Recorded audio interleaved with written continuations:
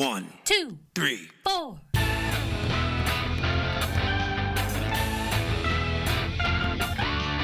Monster movie. Fun time, go! Monster movie. Fun time, go. Monster.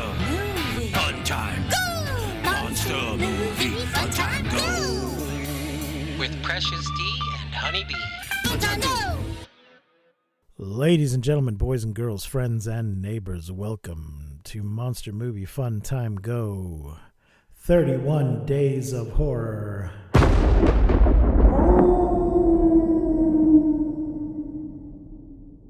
Mars Needs Movies. This year we are looking at movies about alien invasions, incursions, infiltrations, and visitations. And my guest today is my sister, Lita. Welcome back to the show, Lita. Hello. Thank you for having me back. The movie we're discussing is Transformers Yes. because Lita's a Transformers fan, sort of. Sort of. We'll discuss From that. childhood. She's a big fan of the toys from childhood. Yes. Did that carry over into the cartoon as well? I know we watched the cartoon, Yeah. which is probably why we had the toys, because they were such a crossover. Yeah. Trying to remember which came first, the cartoon or the toys, or did I they feel just- like we had the toys first, but I think they made the cartoon to promote the toys. yes, that's Ronald Reagan's fault. Yeah. Or when he changed regulations about the length of commercials, basically, this opened the door for infomercials and for cartoons that were straight up advertisements for toys. Yeah. Rather than in the past, you would have a cartoon or a movie or a TV show, and they would make a toy based on that. Right. In the 80s, it went in Absolutely. reverse, that the toy Yeah. came first, and the cartoon existed to promote the toy. Mm-hmm. Care Bears. Yeah. Rainbow Bright. Yeah. Strawberry G.I. Shortcake. Joe, Yeah. Yeah. He-Man. He-Man. Yeah. I don't need to get in a whole tangent about that, but He-Man, Well, they first made a comic book because they're like, nobody knows, Star Wars, they know who it is. They understood that the toy needed some kind of backstory. yeah. So they made a comic book first, and then they made a cartoon. Yeah. Some of those early You can comics were just included with the toys. You can really see it with Transformers. Just the whole concept that it was a toy first. Yes. 'Cause Because the on th- its own, as a toy, it's brilliant. Yes. Then to Yeah. try to create the backstory for this toy.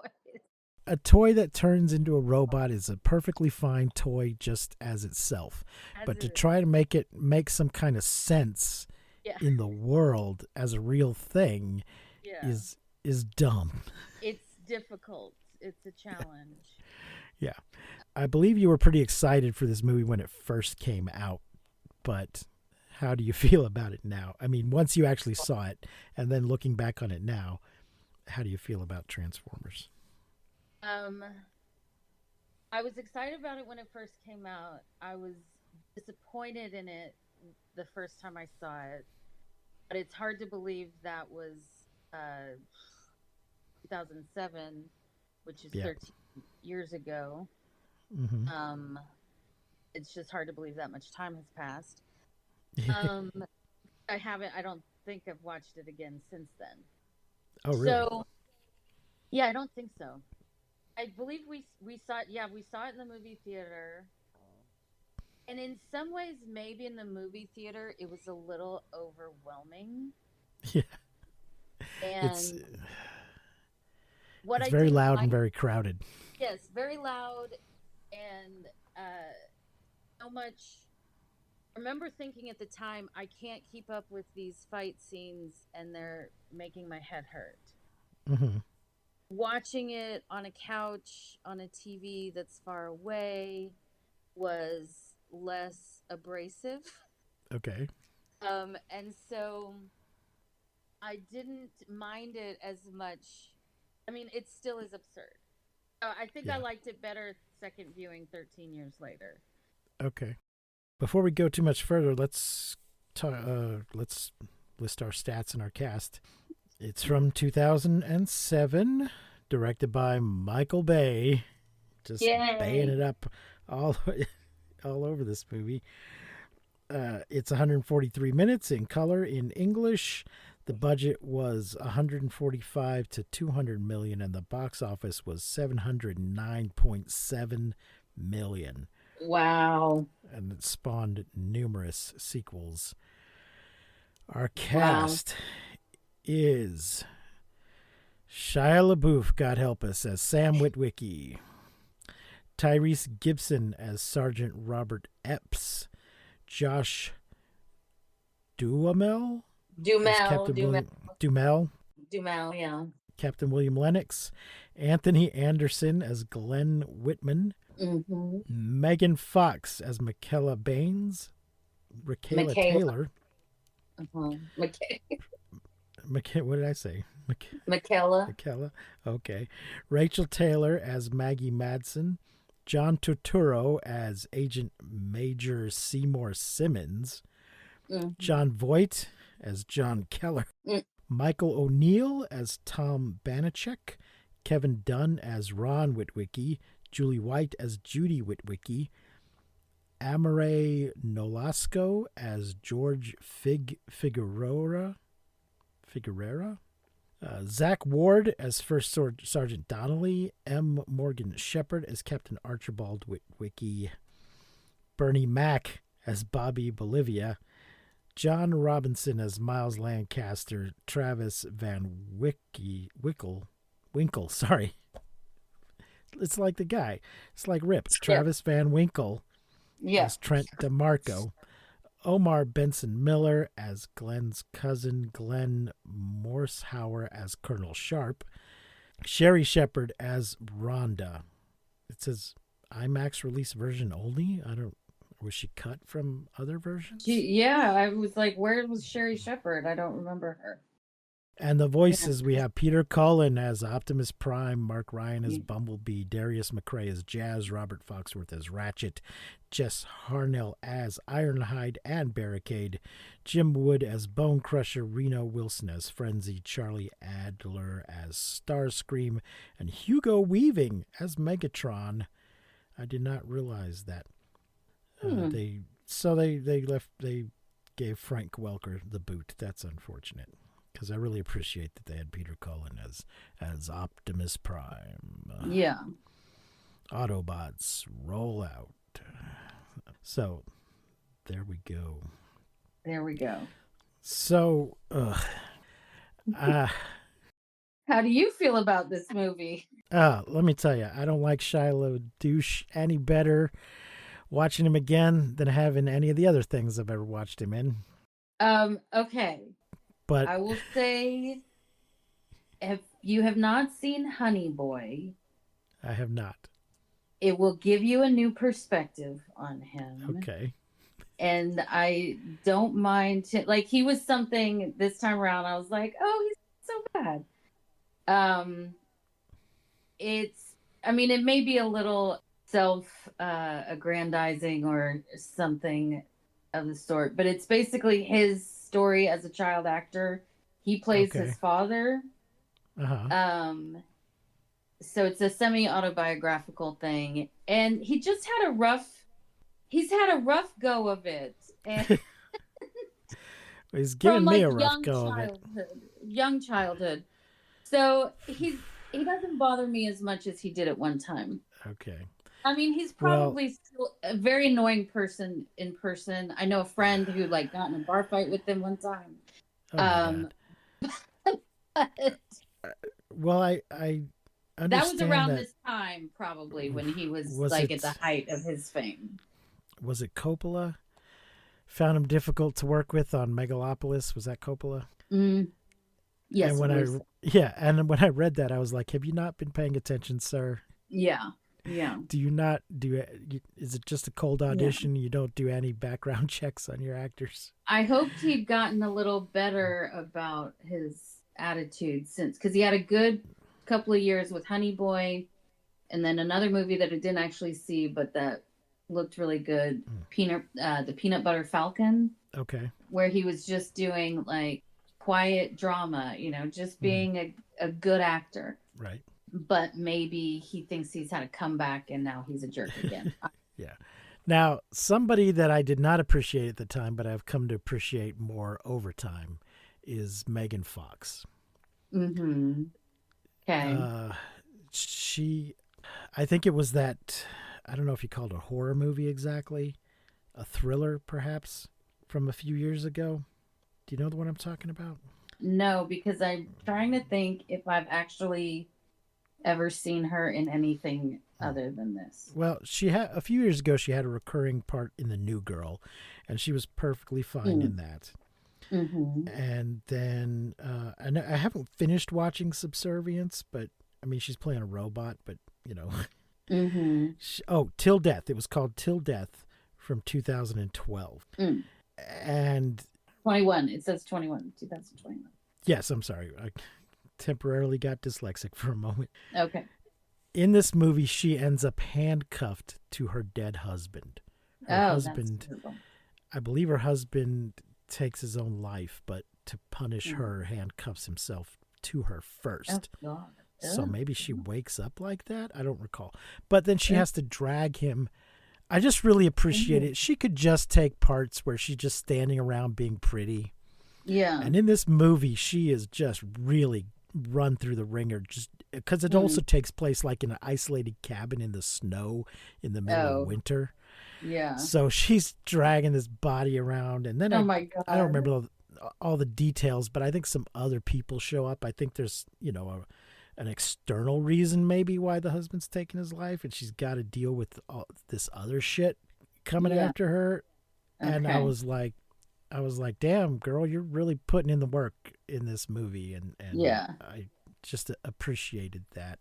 And I think she's generally gotten good reviews for Subservience. Okay. Thin line when you're playing a robot, whether you're actually doing a great job acting or you're just doing nothing. Right. But, She didn't bother me in this. I had more appreciation for her character, I guess, this time around too. That she was useful. Like she wasn't just standing around being pretty. Like right. Tough. She's. So have you ever watched Lindsay Ellis's video essays on Transformers? No. It's a series of Film School 101 through the lens of Transformers. Okay. And I believe they're called The Whole Plate. Okay. Which is a line from this movie where the guy ate the whole plate. Oh right, all the donuts. Yeah. Okay. Yeah, and one of the episodes is about framing, and it's about how Megan Fox's character on paper versus her character on screen, and how that's a direct result of how the character is framed. And as the main example is that scene where she's helping fix the car or trying to fix the car. Mm-hmm. And on paper, she looks like she's very competent and capable, and she knows how to fix cars, and she's not a girly girl. But the way she's framed in that scene is just, tits and ass, and Wiki just drooling over her and everything. Yeah. And that has very little to do with the actress's performance or the writer's creation of the character, and completely to do with how the director has framed the scene. So I was a little more sympathetic to her after watching that, and to her character. And really, it's a common trope of the dorky guy and the girl who's out of his league. Yeah. But she really is out of his league. He is a useless piece of shit. and she comes to realize this 3 movies in, I guess, and disappears.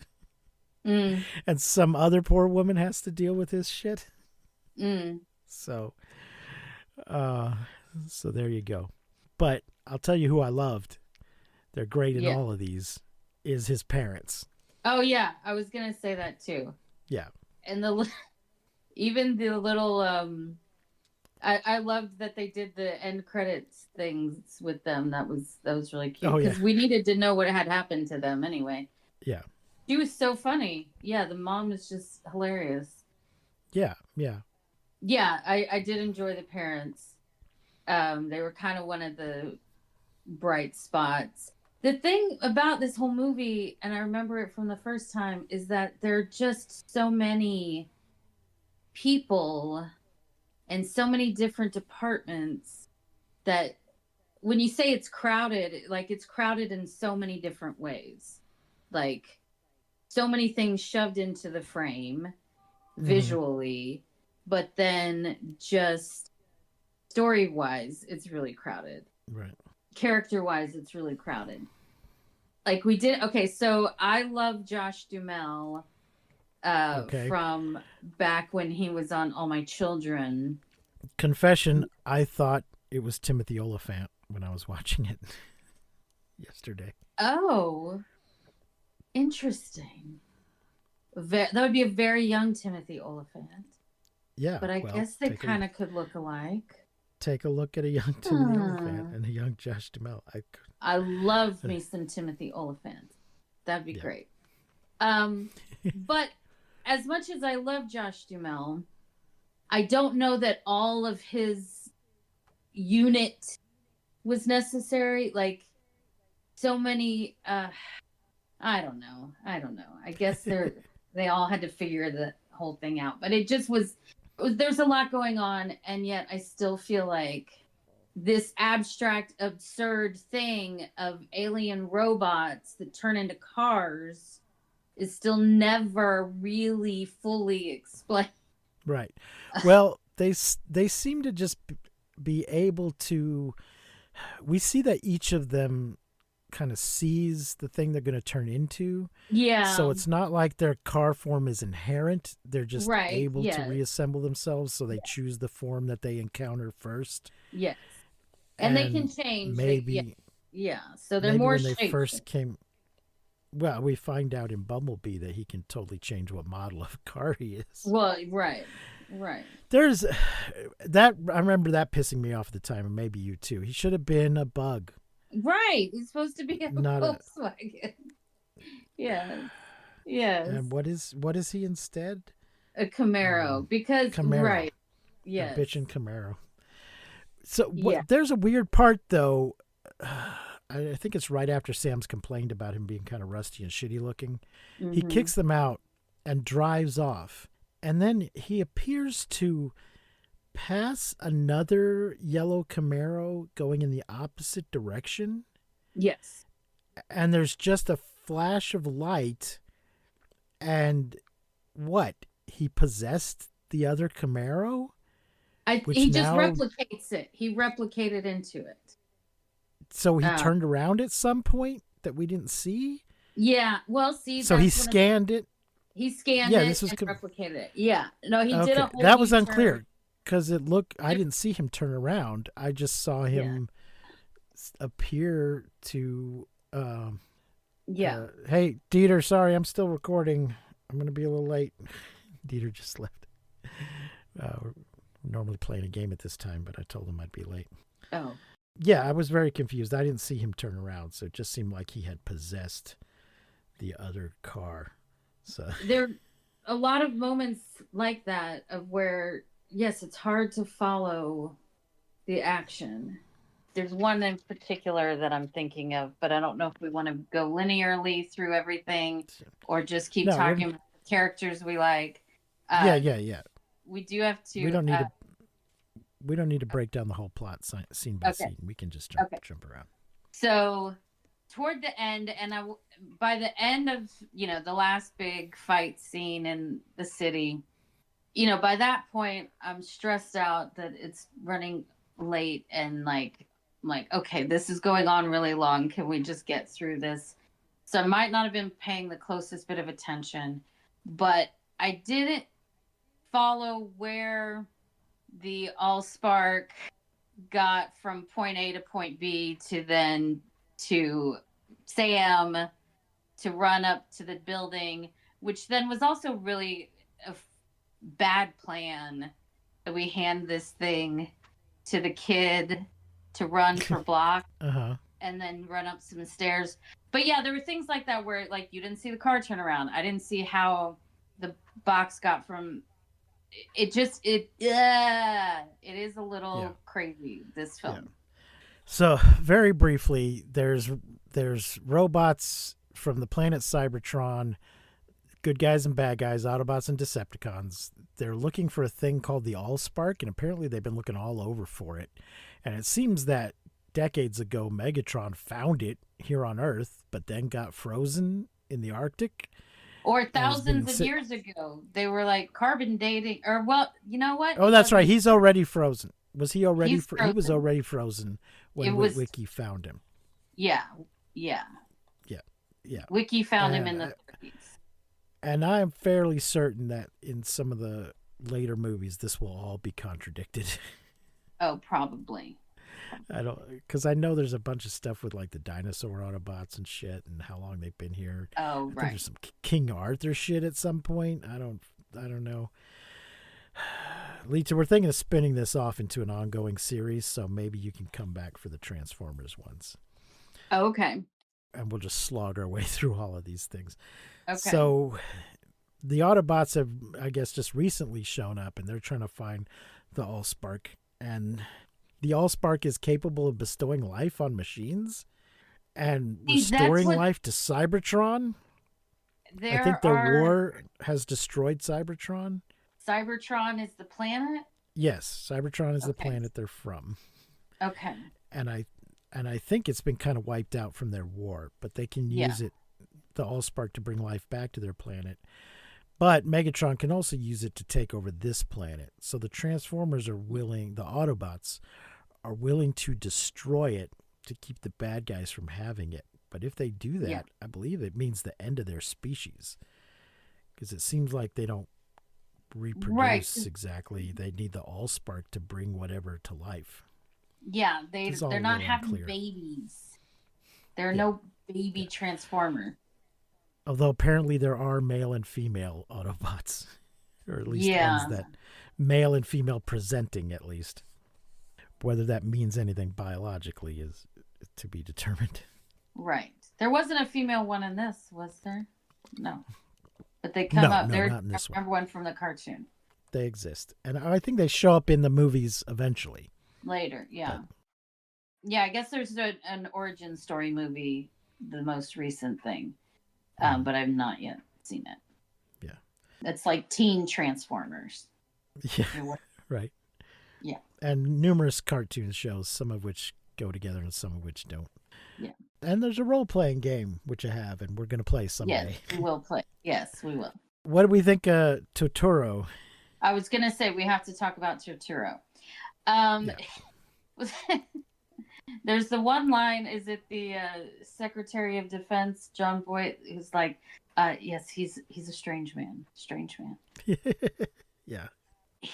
He's always a bright spot. Like, you know, anytime John Turturro is one of those actors that, like, if he's in something, you're gonna feel taken care of as an audience member. Like, okay, whatever it is, he's gonna elevate it. He's gonna make it delightful. Whenever he's on screen, you're gonna enjoy yourself. Character-wise, though, like it's another one of those things where too many people. Yeah. Because you've also got the IT people, the government IT people with their own little movie going on. Yeah. Their career path happening off to the side while this other shit's happening. Yeah. Now, I don't know if there's any way to confirm this, but I feel like that underwear was Totoro's idea. Probably. The T-shirt with the superhero emblem on it for Division 7 or Sector 7. And then the colorful shorts. I feel like that was his idea. Yeah. That scene, though, I feel like was so weirdly unnecessary. Why did he have to strip? Like, I don't know. Like, I mean, at least it was him and not Megan Fox being made to strip. Well, gratuitously. Exactly. That would have been terrible. Because this is totally the kind of movie where she could have ended up drenched in motor oil or something. Right. Yeah. And had to get into her underwear, but that didn't happen. Yeah. So, a low bar, but still, we cleared it. I don't know. She's the one that did it to him, though. So it's like, why are you doing this? That's right. Yeah, I don't know. And well, so he wouldn't be a threat. I guess I don't know. It just, I didn't, that was one scene I'm like, let's move this along. You're just wasting time. Because it is a 2.5 hour movie, which is not the worst thing in the world, but it could have been 2 hours would have been perfect. I just feel, I think even at the time when it came out, I was like, there is no excuse for a Transformers movie to be 2.5 hours long. That is absolutely unnecessary. I think because they're trying so hard to make sense of things. Mm-hmm. They're really trying to dive deep, but yet still it's not deep enough. It still doesn't make a whole lot of sense. Yeah.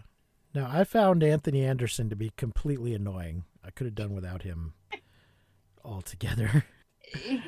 Yeah, I mean, was he not like, I don't know, he was mildly entertaining, but it could have, why couldn't Maggie have just been the one hacker in the world that can hack anything?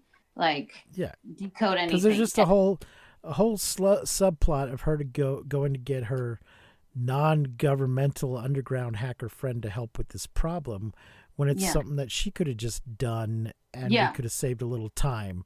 We didn't need this whole scene with him being interrogated and eating the whole plate and all of that nonsense. That could have. I think they were really trying. They were trying hard to find comedy. He was there. Yeah. To bring in some comedy. Turturro's there for some comedy. But he could have been, because she also had there was a guy working with her, and he could have just been that guy. He could have been one of those guys. Yes, it's true. He could have been introduced from the beginning, and maybe they had to, we could have still had some of that, them being interrogated and in trouble for taking the thing somewhere for whatever other reason. But too many characters, because then those other guys kind of disappeared. His Witwicky's best friend disappears. We don't see him again. I mean, he's not that whole weird thing with him climbing the tree and shit. Unnecessary. The jocks all disappear. We didn't necessarily need to see the scene in the park with the jocks. We could have just seen her in class or something. I don't know. I don't know.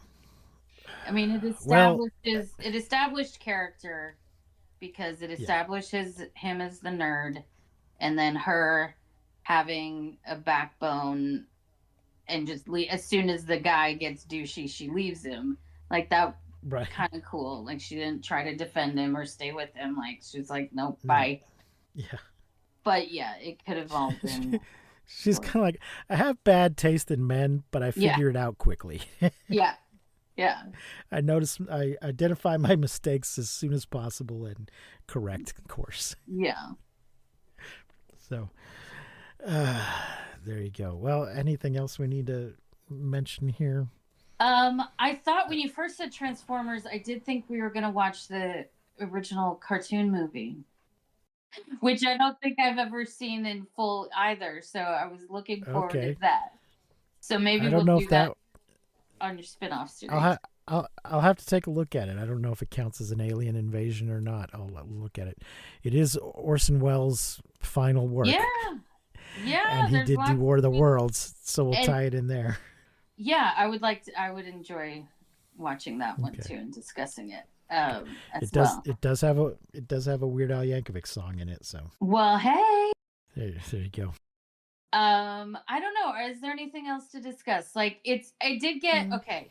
I've told you before, like, when I've had passes to Universal, and almost every time I go to Universal, I ride the Transformers ride, and it always chokes me up at the end because Optimus Prime comes right to you. So it was nice to see the movie again and be like, okay, the ride is a lot of kind of that last scene, and we got to get to Allspark, so it's this chase to get it to safety, and then they kill Megatron, and then Optimus Prime comes down right in your face, and he's like, "Thank you for saving the world.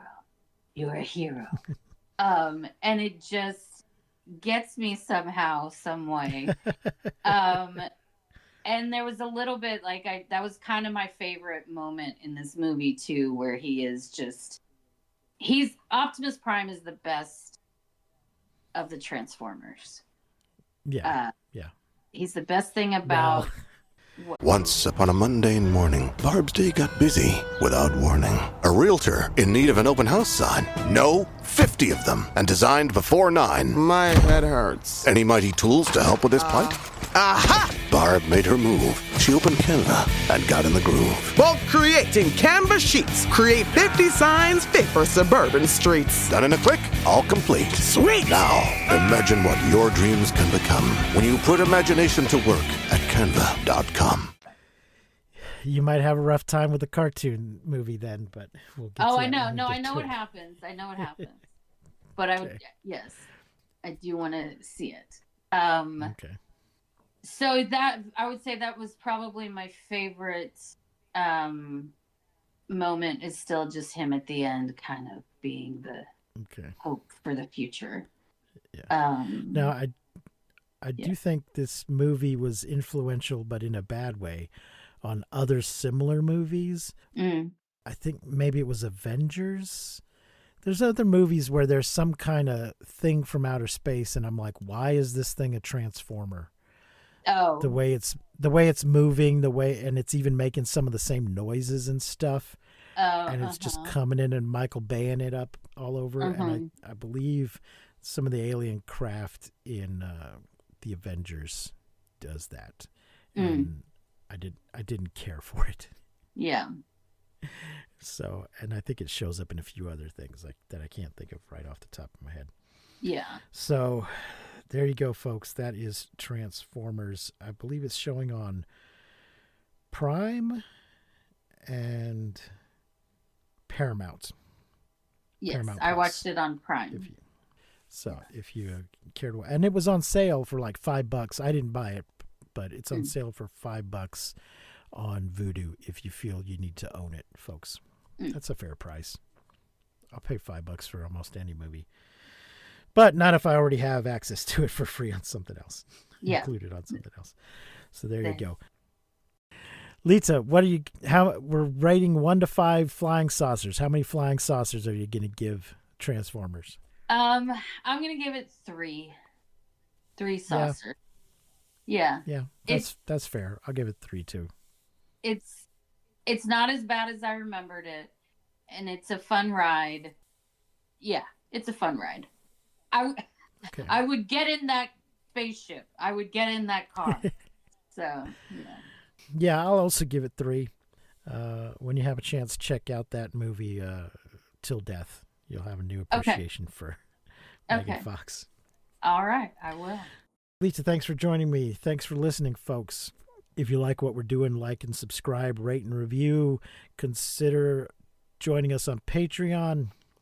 We'll be back tomorrow with another alien invasion, incursion, intrusion, visitation, infiltration.